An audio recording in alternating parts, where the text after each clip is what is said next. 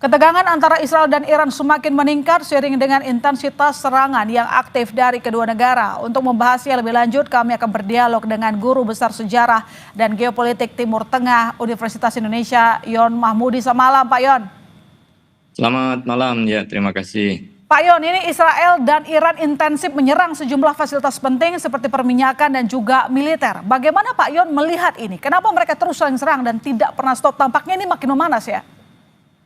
Ya, apa yang selalu digaungkan ya oleh Netanyahu menjadikan Iran itu sebagai musuh utama di kawasan, bahwa ini adalah perang eksistensial ya, semacam eksistensi Israel, karena dengan adanya Iran yang dianggapnya sebagai ancaman bahwa Iran akan menghancurkan Israel dan lain sebagainya, maka mereka melakukan apa yang disebut dengan preemptif ya, untuk melakukan serangan, membuka front ya dengan Iran. Padahal selama ini perang-perang yang terjadi itu kan lebih bersifat shadow war ya, perang-perang secara tersembunyi, kemudian ya saling melakukan serangan tapi tidak secara langsung. Nah, sekarang ini Israel nampaknya secara langsung melakukan serangan ke Tehran, bahkan ada 4 ya jenderal militer Iran yang terbunuh, kemudian juga menyasar kilang-kilang minyak ya untuk menghancurkan fasilitas yang dimiliki oleh Iran. Artinya bahwa dengan serangan ini akan membuka ya front baru yang lebih besar, yang lebih kuat yang dilakukan oleh Iran untuk melakukan serangan balasan, dan itu kan sudah dilakukan dan dampaknya juga cukup besar. Dan saya melihat bahwa ya Israel mungkin juga tidak memprediksi akan sekuat itu serangan balik yang dilakukan oleh Iran ya, dan dengan demikian ya maka kemungkinan perang ini masih berlanjut dalam waktu bukan hitungan hari, mungkin dalam hitungan minggu. Eskalasi masih terus berlangsung. Ya, tensi panas hubungan keduanya ini sudah lama berlangsung dan ternyata memuncak sekarang ya kemarin itu. Jadi ngomong-ngomong soal dampaknya nih Pak Yon, ini apa dampaknya bagi dunia termasuk Indonesia? Sebesar apa? Ya, yang kita khawatirkan adalah kemudian semakin meluasnya perang kedua yang berdampak kepada tentu yang dirasakan adanya suplai minyak yang akan berkurang.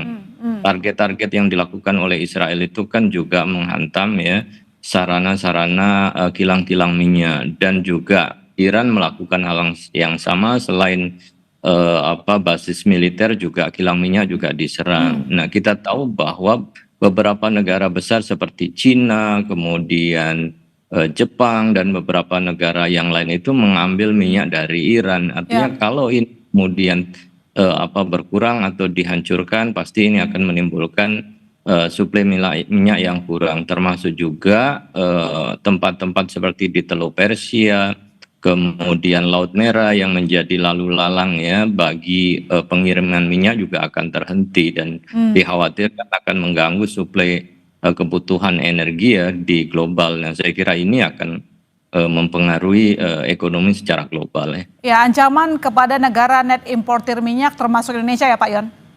Betul, iya. Dan memang itu yang dikhawatirkan saya kira. Ya, dan kita khawatir juga harga minyak bakal melangit gitu ya. Baik, Pak Yon, serangan Iran ke Israel dilakukan di tengah agresi Israel ke wilayah Gaza dan juga Palestina gitu. Bagaimana kira-kira kondisi ini berdampak bagi warga Gaza?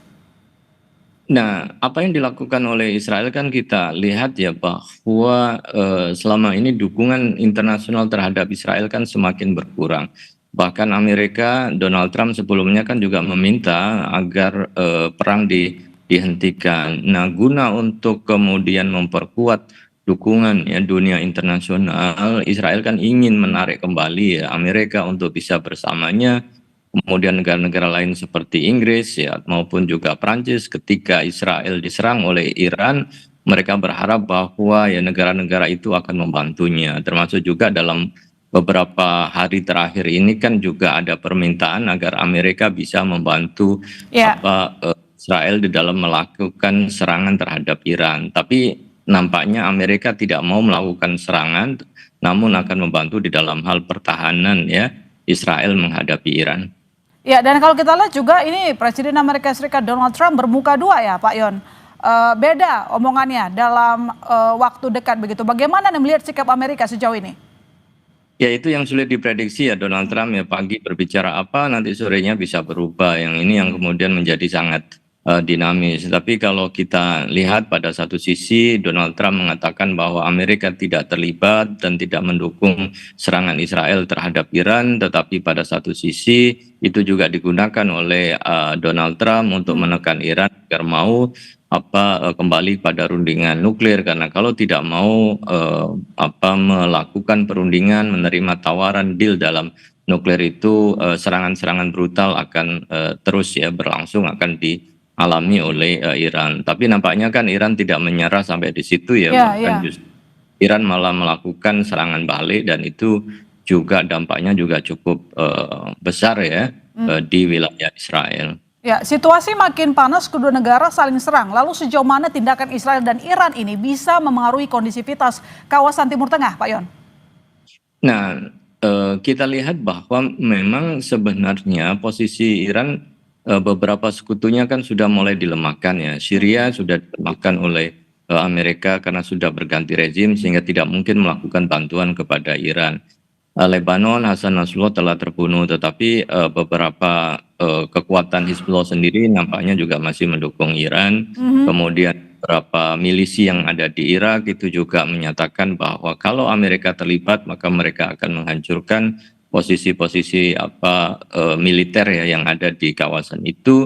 Dan tentu yang sekutu utamanya adalah Houthi yang ada di Yaman, yang nampaknya juga dalam waktu yang bersamaan juga akan melakukan serangan. Nah, dalam hal ini maka kemudian tentu Israel tidak mau rame-rame diserang oleh beberapa milisi yang dibawa komando oleh Iran. Maka dengan alasan itu Israel berusaha untuk menarik Amerika agar ikut terlibat membantu Israel. Tapi secara umum sebenarnya perang ini nanti akan terjadi hanya antara Israel dan Iran saja, karena negara-negara lain nampaknya enggan untuk terlibat di dalam peperangan. Bahkan Eropa sendiri juga tidak mau ya terlibat dan tidak ada alasan terlibat di dalam peperangan ini. Ya, kita berharap situasi ini jangan berlarut-larut ya. Kembali lagi soal bisa mengganggu juga kepada Indonesia terkait dengan impor minyak nantinya. Terima kasih Pak Yon telah bergabung di Kompas Malam.